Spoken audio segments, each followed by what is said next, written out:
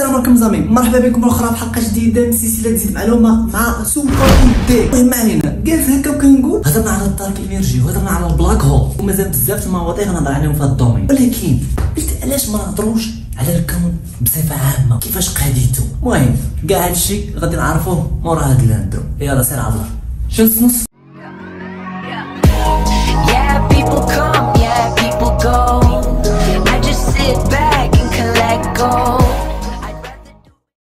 حنا البشر فينا نفضلوا بزاف كنسولوا اي حاجه، علاش هادي كنبدا نسولوا على شي حاجه اللي ما سوقناش فيها، لا كنمرضوا راسنا. هنا كيجي الكاتب والعالم الفيزيائي ماريو ليفيو كيبدا يحاول يفسر في الكتاب ديالو واي علاش الانسان فيه فضول من الفطره ديالو، كيبدا يسول على اي حاجه، كيفاش هادي، كيفاش قاديت هادي، شنو هو الكون، كيفاش المكونات ديالو، كيفاش تكون. بدا نصايبوا التقليه حنا هنا. دابا بيني وبينكم كون اصلا ما كانش فيه الفضول غيدير هذا الكتاب علاش الانسان فيه الفضول واي. ولكن الا جينا شفنا كنلقاو بلاد الاسئله فريمون ما عندوش حلول، صعب معقدين داسوا فيا. ومنهم هذا السؤال ديال كيفاش تكون الكون. الجواب ديال هذا السؤال غنعطيه لكم اليوم. ايوا ركز معايا اليوم غتسمع الجواب. اول شخص حط السؤال وبدا يقلب على الجواب ديالو هو فيلسوف اليوناني لوسوبوس. قال لك هذا لوسوبوس بان الكون متكون من واحد الجزيء صغير وهو الاساس ديال هذا الكون كله. بمعنى هذا الكون غنشدو كله وغادي نقسموه نص، بلا نبقاو نص غادي نقسموه عاوتاني نص، نبقاو نقسموه حتى نوصلوا لذاك الجزيء الصغير. مثلا ناخذوا واحد الورقه، مثلا هذه واحد الماده نقدروا نقسموا فيها ها النص، نقسموا فيها ها النص، نقسموا فيها ها النص، نقسموا حتى نوصلوا لذاك الجزيء الصغير اللي ما يمكنش نقسموه، اللي ما يمكنش. قال لك هذاك هو الاساس ديال هذا الكون كله. فهمتي والو؟ كمل الحلقه وغتفهم مزيان. المهم قال لك بان هذاك الجزء ما يمكنش نقسموه عاوتاني مره اخرى. دونك اي حاجه كاينه في هذا الكون انا نقسموا فيها، اي حاجه غنوصلوا لواحد الجزء في الاخر اللي ما يمكنش يتقسم مره اخرى. واحد من التلاميذ ديال لوسوبوس اللي هو الفيلسوف اليوناني ديمقراطس كان مقتنع بالكلام ديال لوسوبوس وجاو يسمي هذا الجزء الصغير سماه اتوموس، اللي حاليا ولا معروف بلاطون الذره. المهم هذه الهضره كلها ما كانتش مبنيه على واحد المنطق، واحد الاساس، واحد التجربه، غير جالس بدا يفكر واحد الفكره فيلسوفيه جاتو في باله. اجي نشوفوها. ولكن هنا كتجي واحد المعضله، بان ديك الوقيته كان واحد جوج فلاسفه اللي هما كبار، ارسطو وبلاطو. هادو كانوا الكلام ديالهم مسموع، اي حاجه قالوها بلا راه هي صحيحه، واخا تكون خطا واخا تكون صح. بلاطو هاد ارسطو قال لك لا، بان هاد الماده نقدروا نقسموها الى ما نهايه، نقسموا فيها الى ما لا نهايه، ما عندهاش واحد الجزء اللي غيحبس ما يبقاش نقسموا عليه. دونك غنجيب له السماحه اخويا ديمقراطيس، هذا الكلام ما مطابقش عليه ارسطو، دونك بعد ديما ندير لك ارسطو خصنا نسمعوا هضرته هو اللي صافي حيد عليه. المهم بقاو مقتنعين بالكلام ديال ارسطو اللي مبني بنظريه الفيلسوف اليوناني امبيدوكليس ان الكون كله مبني باربعه العناصر، الماء والنار والهواء والتراب. بقى هذا هو الاقتناع السائد. جا روبرت بويل العالم البريطاني في القرن 17 قال في الكتاب بان ما يمكنش ناخذوا اي حاجه، قال شي واحد قال شي حاجه ما كاين لا تجارب لا نظريه لا حتى حاجه ناخذوها، غير واحد قالت هكا طاحت عليه فكره فيلسوفيه ندورها مع بنادم جاتو مزيانه راه نخدموا بها. اي يمكنش، انا هذا متفق معاه، حيت ما يمكنش ناخذ شي حاجه بلا تجارب. فين هما الموزينات اللي غيديروا لنا التجارب، لابوراتوار اللي غيديروا لنا التجارب باش نبينوا كلشي؟ راه ما يمكنش شي حاجه اللي نقدروا نلعبوا بها في الكيمياء نسميوها عنصر، راه ما يمكنش. مثلا ناخذوا الهواء اللي قبل كانوا تيعتبروه بانه عنصر من العناصر باش مكون الكون، ولكن الا جينا دابا ودرناه في واحد التجارب وشحال من حاجه غنخرجوا منه بزاف المواد بحال النيتروجين والاكسجين اللي كيعمل 98% من نسبه الهواء كامله. دونك الهواء ماشي عنصر حيت نقدروا نفككوه، ولكن الا شدينا الاكسجين بوحدو وبدينا كنديروا عليه تجارب في الاخر غنلقاو بانه هذاك هو اصغر عنصر نقدروا نوصلوا ليه. دونك حنا لقينا اول عنصر اللي هو الاكسجين. وي القضيه سهله بزاف، اي ماده جبناها غنعملوا عليها تجارب، الا قدرنا تفكك دونك راه ماشي عنصر، ولكن الا بقى غير بوحدو دونك هذاك هو العنصر. هادشي خدا سنين بزاف باش نجبدوا كل عنصر بوحدو، تجارب وشحال من حاجه وكذا وما عرفت اشنو باش نجبدوا كل عنصر بوحدو. هنا فين لقينا بزاف العناصر اللي هما الحديد، الذهب، الالومنيوم، الفضه، الاكسجين، كاع هادو عناصر ما نقدوش نقسموهم مره اخرى. دونك بلا العناصر نقدروا نصنعوا مواد بحال واخويا عطينا واحد شويه ديال الاكسجين، واخويا عطيني واحد شويه الهيدروجين، اكسجين مع الهيدروجين احنا جبدنا الماء اشرب ليها مع راسك، اخويا شويه الكربون واخويا شويه الاكسجين احنا جبدنا ثنائي اكسيد الكربون ولا احادي اكسيد الكربون. فهمتي؟ وغاديه بلا ما ندخل لكم في الليمون وداك الشيء، راه خص بزاف د الحوايج. وهنا كيجي العالم الفيزيائي الروسي ديمتري مندليف 1869 وكيحط هاد العناصر داروا واحد الجدول وسماه البيريوديك تيبل او جدول العناصر المتفاعله. راكم كتشوفوا في الكتاب ديال الشيمي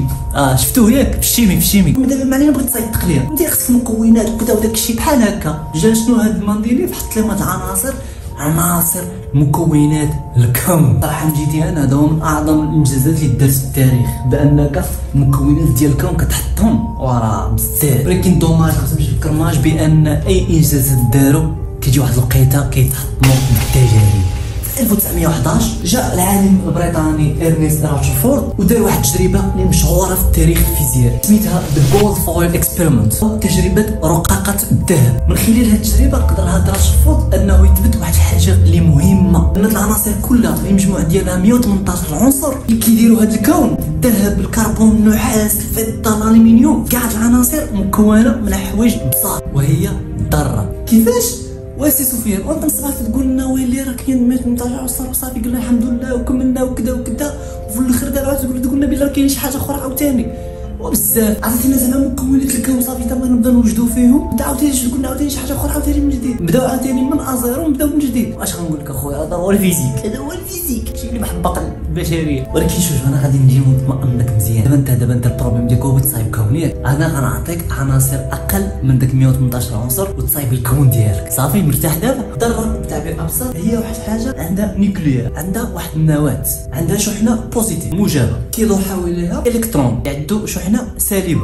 كاع دوك العناصر اللي شفنا متكونين واحد النواه وتيدوروا بها الكترون. ولكن كيفاش با سفيان دابا كتقول لنا كاع هاد العناصر عندهم نواه والكترون دوك راهم كيتشابهوا ودوك راه هذا هو هذا. بحال مثلا هكا الحديد قاصح بزاف وضرب بشي واحد تهبلو، والماء ما راهش حاجه خفيفه ودرويشه وانتوته. كتجي تقول لي عندهم نفس الحوايج وياه عندهم نفس الحوايج متكونه اصلا من جوج جزيئات. اش تقول سفيان دابا طلفتيني؟ هاد الجزيئان اللي هما البروتون والنيوترون. والفكره هو ان هاد العناصر بحال الذهب والاكسجين مختلفين في عدد البروتونات والنيوترونات والالكترونات. الاكسجين مثلا عنده 8 البروتونات والذهب عنده 79 بروتون. كاع دوك العناصر مختلفين ولو انهم عندهم نفس الشيء غير هما كيختلفوا في العدد، النيوترونات والبروتونات والالكترونات. دابا مزيان لقينا وصفه اخرى باش نوجدوا الكون ديالنا عن طريق البروتونات والنيوترونات والالكترونات. يا راسنا غنبداو نوجدوا في هذا الكون نديروا شي كره ارضيه حتى حنايا، ولكن بلاتي باش نتاكدوا مزيان باش ما يخرجش لنا شي حاجه اخرى عاوتاني صغيره ونبداو عاوتاني نديروا في كلشي من البدايه. غنديروا واحد التجربه اللي هي بارتيكل اكسيلراتوس او مسارع الجزيئات. الفكره هنا هو ان كناخذوا واحد جوج جزيئات كنعملوهم في واحد السرعه، هذا كنعطيو واحد السرعه وهذاك السرعه كيمشيو بجد وكيتخبطوا كيطرا داك الانفجار الى تفتتو.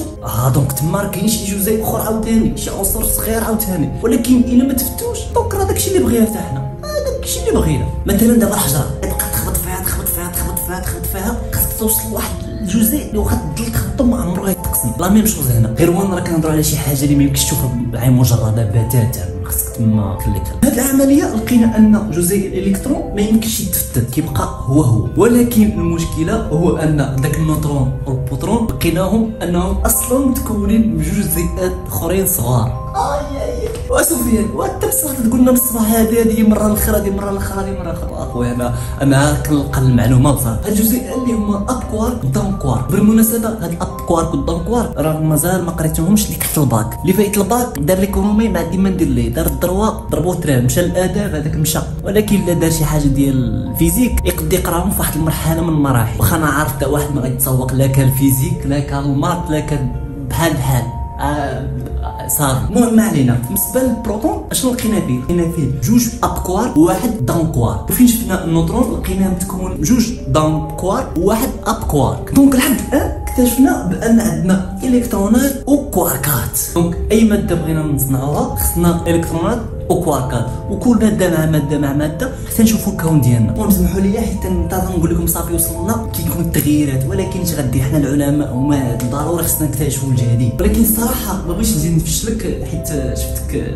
بديتي كتصايب في الكون ديالك، حيت اكتشفنا بان كاين 14 جزيء اخر من غير الكترون اب كوارك. دونك في المجموع كله عندنا 16 جزيء. المهم سمح لي على التغيير، ولكن ها انت دابا 16 جزيء صايب الوصفه ديالك وكدا وشري من هنا ومن هنا وصايب الكون ديالك، وفين تصايبو خذ لي معاك شي دار الماء ولا شي كوكب. ولكن كاين واحد البروبليم ان هادشي كاع هادشي صدق كبر مني وكبر منك، باني غنجي نقول لك شي حوايج اخرين غتصدم، بان هاد 16 جزء خرجناهم بعد سنين وسنين، مئات السنين الا ما خفت نكذب، وخسرنا عليهم ملايير وما عرفت اشنو، وخسر هنا وهنا ملايير صحيحه، فلوس صحيحه، هنا كتمشي فلوس صحيحه، فهمتيني؟ بان كاع هادشي كاع هاد المده وكاع هاد الفلوس صدق 5% من هاد الكون كله. فين هي 95%؟ فين هي؟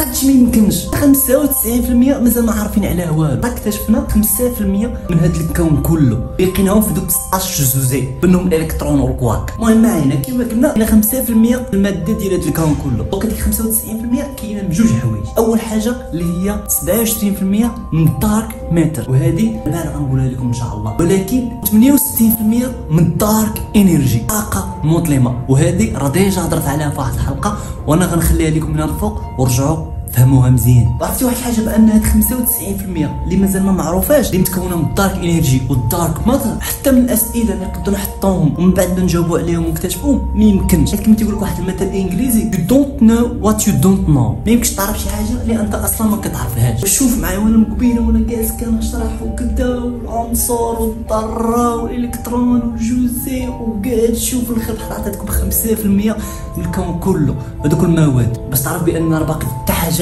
ما معروفه في هذا الكون كله. العلماء وفلوس وما عرفت اشنو والتجارب وكذا، وشري هادي وصايب هاد الماتيريال، صايب هاد الماشين وكذا باش يزيدوا يكتشفوا، ولكن في الاخر كتلقاهم انهم ما كاين حتى حاجه والو، تيبقاو بانهم ازيرو. نظريه جديده لقاوها صافي، كيجي ديك النظريه كتلقى انها نظريه، كتجي نظريه كتفشلها وغادي هكاك، ولكن هما راه كيجبدوا جوائز نوبل وكذا وكذا. حنا كنجيو نقراو لكم المعلومه. المهم كنتمنى انكم تكونوا استمتعتوا معايا في هذه الحلقه، وصلت لكم واحد فكره وزدتوا واحد المعلومه لدماغكم. كان معكم سفائي الدي، وواحد الطلب بارطاجيو معنا، بارطاجيو الاكبر عدد، فهمتيني؟ خصنا نوصلوا، خصنا نصيفطوا باش حنا نتحمسوا ونزيدوا نعطيكم اكثر، فهمتيني؟ راه الا ما كنتوش نتوما راه بحال ما كندير والو، انا بحال كنهضر مع الحيط وكذا، وهاد الكاميرا اللي قدامي، فهمتي؟ دونك راح لكم غاديين بارطاجيو مع البنادم، وصلوا كذا، فهمتيني؟ عاونونا شويه. المهم ما نطولش عليكم اكثر، كان معكم سفائي الدي، تهلا ليا فريسكم، سير.